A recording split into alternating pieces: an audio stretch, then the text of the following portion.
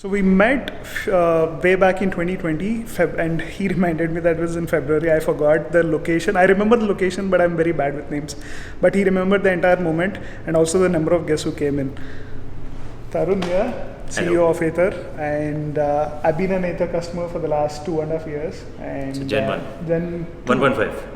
No, 2021, so it should be 4X, 50X, 450X Gen 2, correct. See, he remembers every month and date where the vehicle's launched. So he has to, I guess. But it's going to be a short interview about a few questions that I had in mind when I came across this. Starting back to your journey in 2013, way back in the IIT, when it was about building better batteries. How do you look back at the journey, and do you think you would have done something different if you had to go back in time? Yeah, this is now 10 years. This is the 10th year of building this company. And if I were to go back and redo it, I would do it exactly the same. I think 10 years later, where we find ourselves is we built something out of sheer passion. Okay. We built something that we absolutely love, and we've had enormous fun in building it. I think one can't ask for more. So would you change something? Sure, you can optimize your life story in retrospect, but I think then that's not your life story. Never to look back, but to look forward, and that's what EVs also stand for, right? We need to look forward to. And talking about EVs, how do you see your product infrastructure or the software offerings evolve in the next few years? While the scooter's done well over the last few years now, and that's become obviously the big focus, internally, हमारे लिए for the last, I would say almost 2 years now, we've been driving a bigger focus on everything ecosystem. Yes. So there's like an entire team of product managers, literally called ecosystem product managers. In fact, your experience on LinkedIn has 3 mentions of ecosystem. Yeah, okay, cool. Yeah, that makes sense. So ecosystem has been a big focus for us, and ecosystem is everything outside of the scooter. Right? Okay. So charging infrastructure, one big piece, our Ather Connect products, accessories division, and even service as an experience, so service subscriptions and all that stuff, extended battery warranty, everything. So, this whole ecosystem ka focus has been a big ask, and mobile app is another big part. And that's why if you see our launches over the last now 1.5 years, 1 year, consistently every launch is not just about the scooter, but consistently there's been increasing amount of content of what outside the scooter, right? What's happening in charging, what's happening in public fast chargers, what are we doing on the software, what are we doing on mobile app. Today you saw so much content out around software, connectivity, trip planner. It felt more like a software product launch than hardware. Because there's so much to launch. There's like, whether you look at trip planner, you look at the mobile app experience, you look at the service booking experience on the mobile app, you look at the kind of data the vehicle is able to take and do remote diagnostics on the vehicle.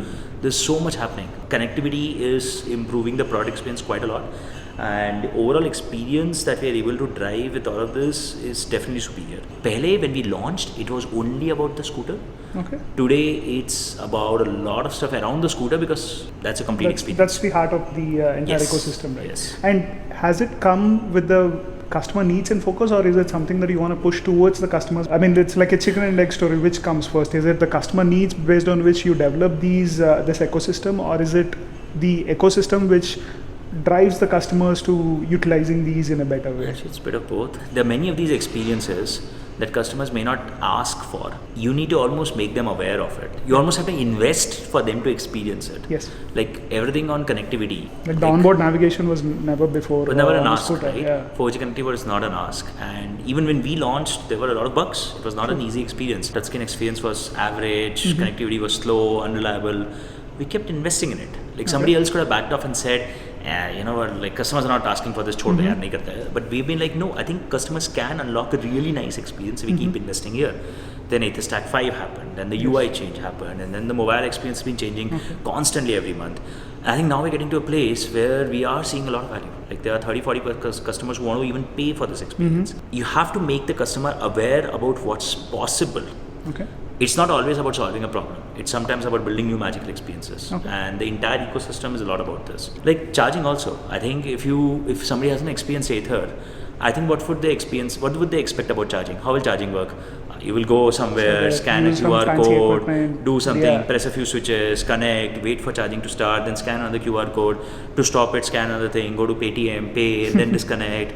Bill aayega. It's just mess, right? Like if I were to tell you, listen, like the charger is connected, the vehicle is connected, both speak to each other. Just come, plug it in, Mobile backend bill will automatically generate it. It's from postpaid account. It's very simple. You will not know of this experience. Correct. The backend doesn't need to be shown to the customer. Correct. Right? I think many of these things are investments from our side. Okay. And in talking about the subscriptions you mentioned there are a few changes right now. What they're done, I think few options were removed and few are added. We launched a service subscription just a few months ago, and we kind of realized we haven't priced it correctly. So basically, our entire pricing was working to solve an average use case, but there were very few specific customers whose use case was very heavy, and that's the one we are solving it for. So we stopped that service subscription.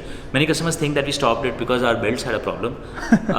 We're just announcing now. I wanted to attach at the end of the video. let me just take it up front, right? By the time I think this video goes live, right, we would have already announced that you don't need to worry as a customer. Ather is going to take care of your belts. So we are announcing the first, like, belts are wear and tear components. They don't come with a warranty. Ours also don't have any real big warranty.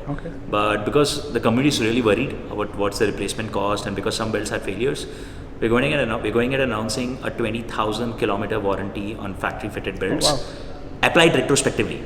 Retrospectively is a big thing. Yeah, right. Because we want to really tell our community, boss, we want to make our money selling the scooter. Okay?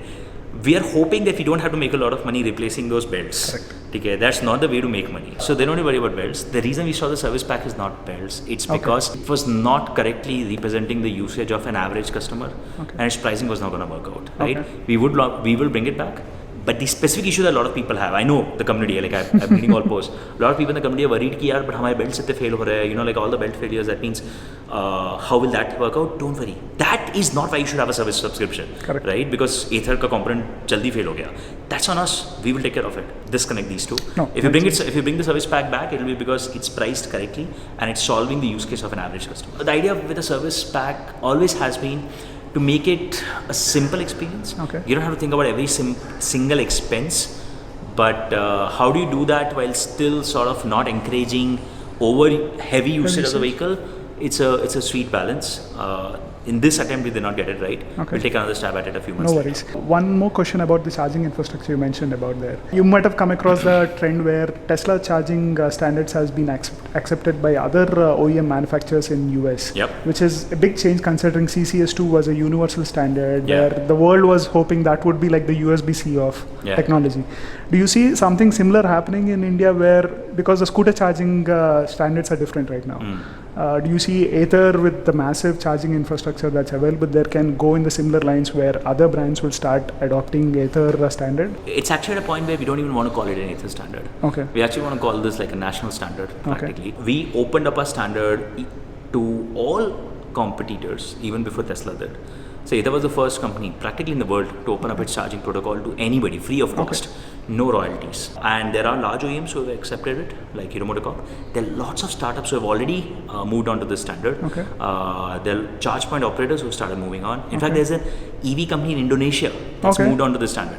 That makes it the first time, probably ever, that a standard created by a company in India, by an Indian company, is exported out to any player globally. I think that needs celebrating. I think that's celebration, correct? We're big believers, and we're not even saying, "Dekho, it's an Ather standard. You want to celebrate it's an Ather standard? Screw it, right? Like the standard is simple.